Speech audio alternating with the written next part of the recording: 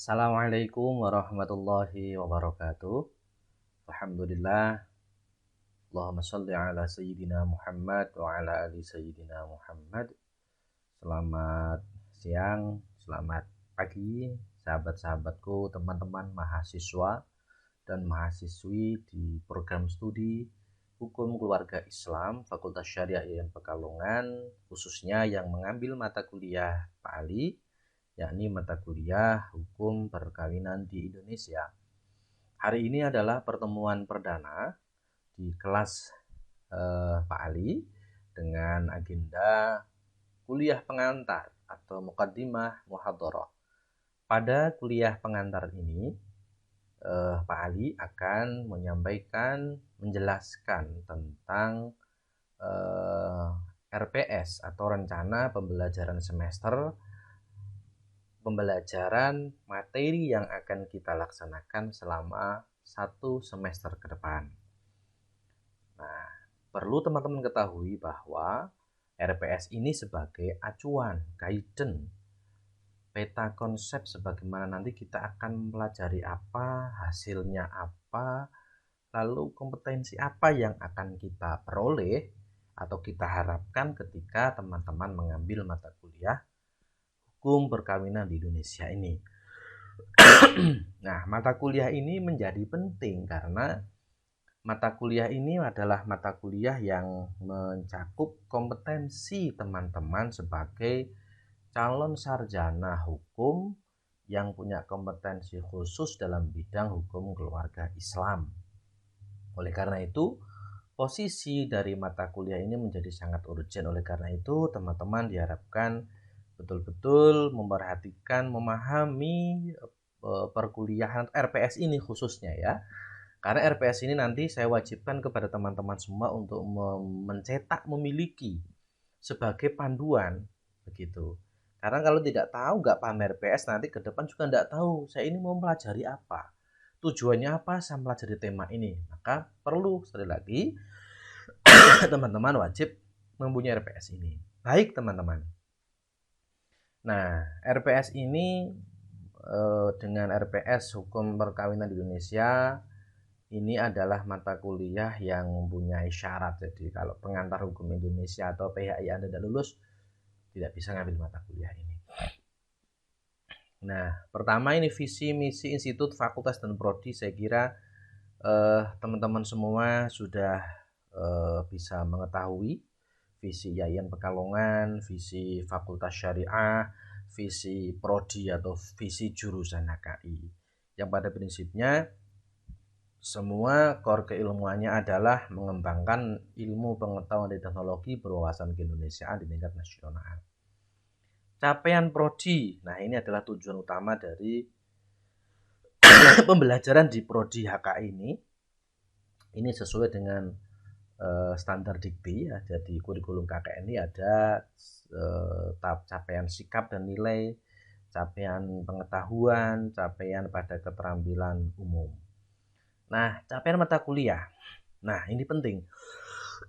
Jadi mahasiswa atau teman-teman setelah mempelajari mata kuliah ini diharapkan teman-teman memiliki pengetahuan dan wawasan tentang sejarah hukum perkawinan di Indonesia, sehingga ketika teman-teman mengetahui sejarah hukum perkawinan di Indonesia dari masa ke masa ini, dari masa pra kemerdekaan, masa kolonial, masa kemerdekaan hingga pasca reformasi, bahkan masa saat ini, sehingga teman-teman mahasiswa mampu menjadi mahasiswa yang kompeten memahami realitas pelaksanaan hukum perkawinan di Indonesia serta mampu mengkritisinya secara arif serta konstruktif.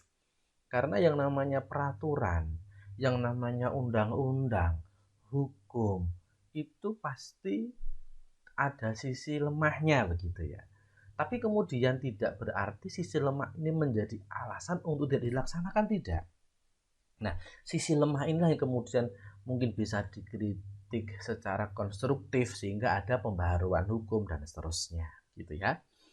Yang kedua, mahasiswa memiliki kompetensi untuk memahami pluralisme hukum dalam perkawinan di Indonesia.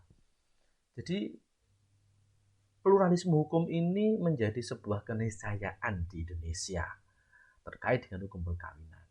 Kenapa?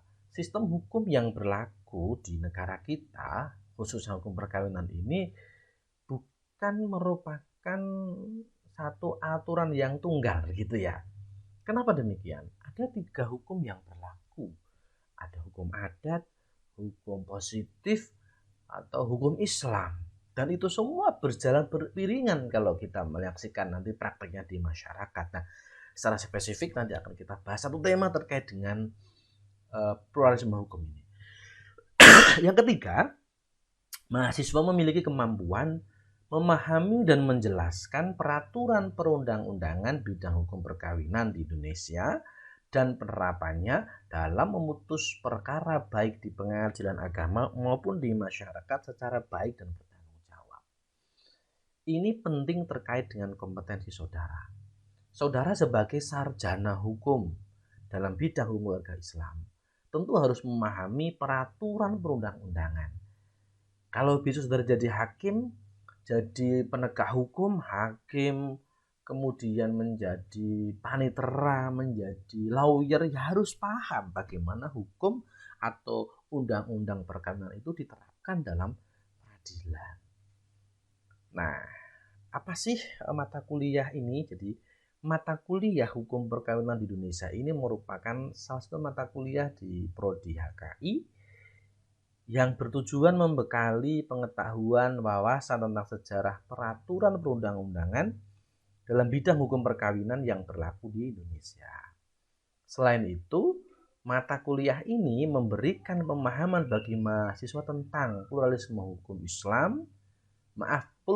hukum dalam perkawinan, dan mata kuliah ini juga mengkaji sejarah hukum perkawinan yang berlaku di Indonesia dari dulu hingga kini, dinamikanya bagaimana, perkembangannya bagaimana, dan topik inti dalam kajian hukum perkawinan ini mulai dari ketentuan umum perkawinan, akibat hukum, sampai dengan model perkawinan yang problematik begitu seperti nikah siri, kemudian poligami yang berlaku di Indonesia. Ini deskripsi dari mata kuliah ini. Oke, baik saudara. Yang berikutnya adalah tema-tema apa, Pak, yang kemudian akan kita kaji dalam satu semester ini. Jadi perlu saudara ketahui, dalam satu semester perkuliahan ini ada 16 kali tatap muka yang dianjurkan, yang diatur oleh institut atau fakultas. 16 kali tatap muka ini, 2 kalinya adalah UTS dan UAS secara mandiri, maka tatap muka yang tematik ada 14. 14 ini yang satu adalah kuliah pengantar yang hari ini Pak Ali awali, kemudian yang kedua adalah tema pluralisme hukum.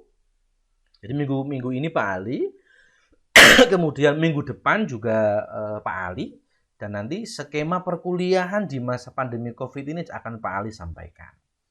Kemudian pluralisme hukum di Indonesia.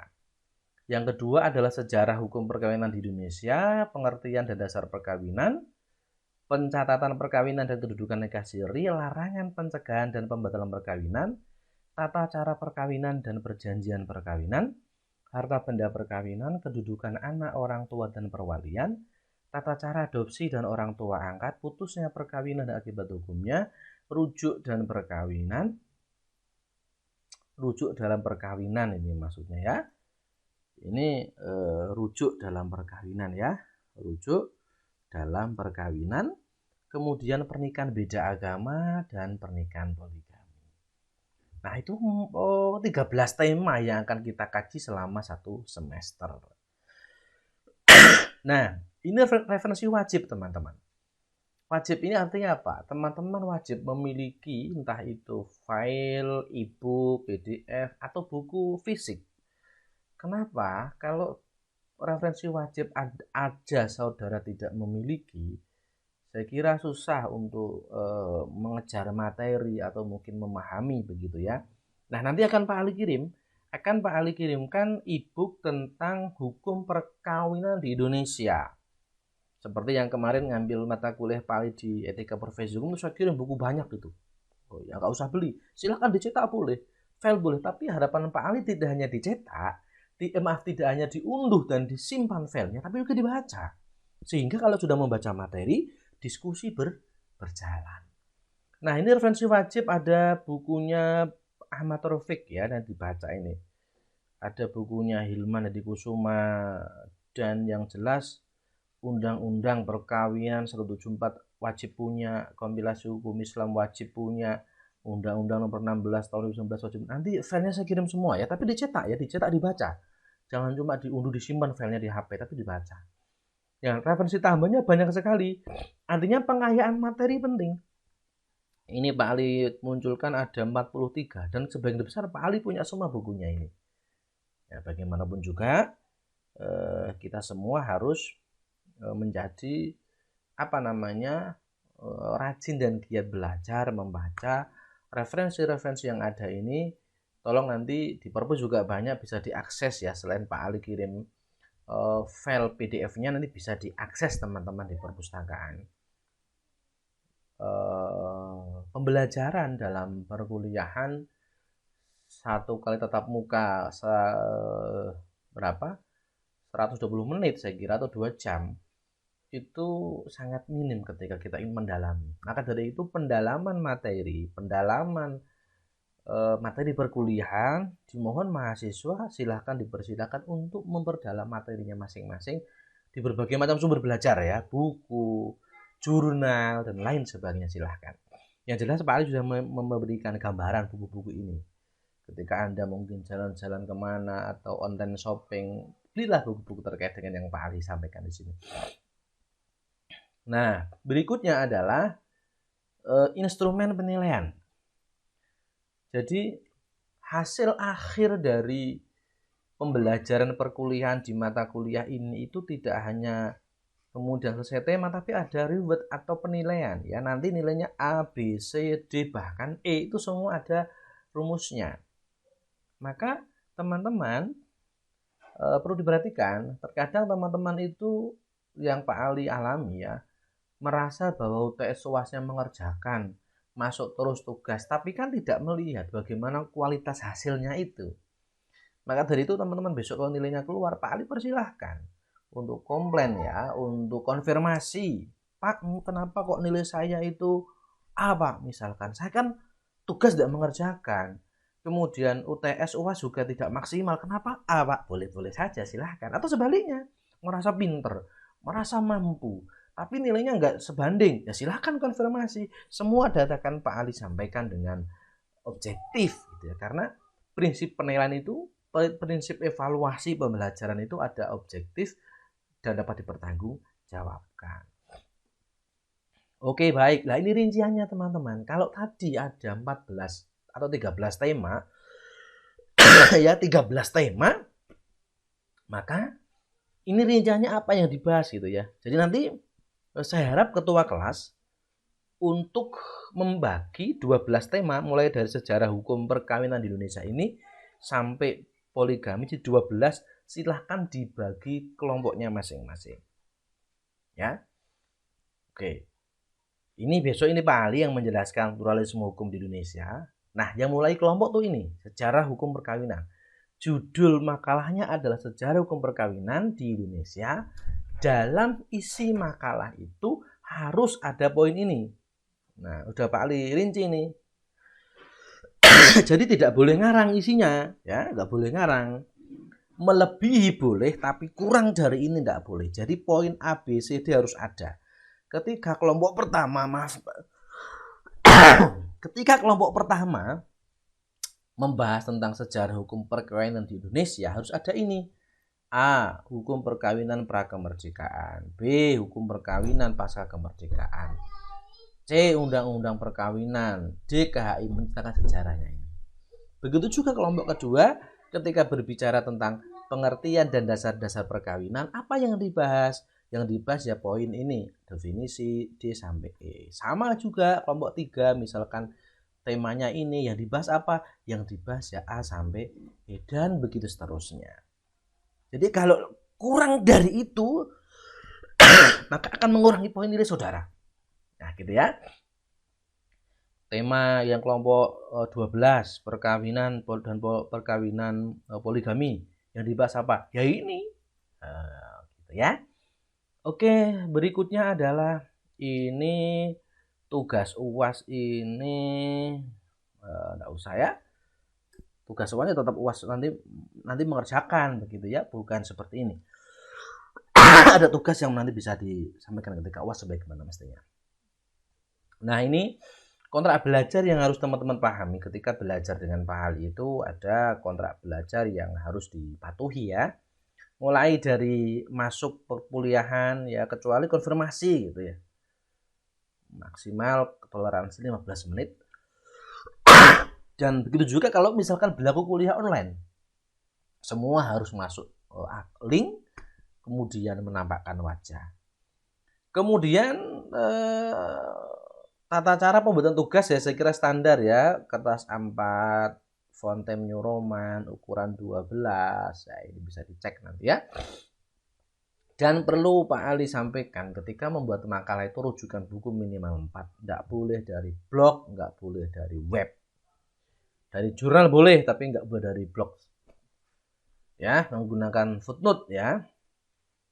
Makalah itu ya terdiri 3 bagian dari pendahuluan, isi, dan kesimpulan.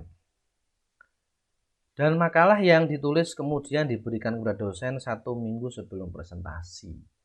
Jadi saya harap mungkin Kamis depan ya kelompok pertama yang membahas tentang sejarah hukum perkayaan sudah bisa menyerahkan makalah ke Pak Ali.